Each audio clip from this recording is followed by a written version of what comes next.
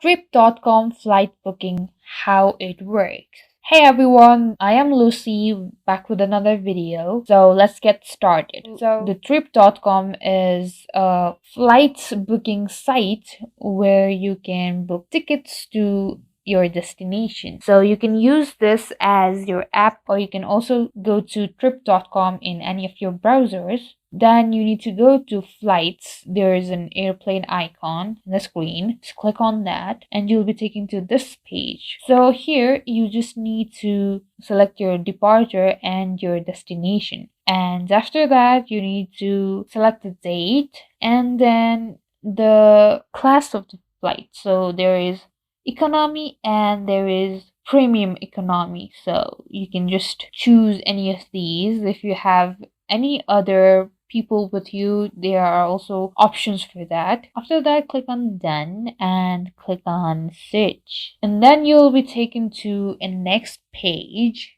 Then you need to find your suitable time and your price range, your budget. Then just click on it, and then you need to find your time, in what time you want to go, or like your availability for that flight.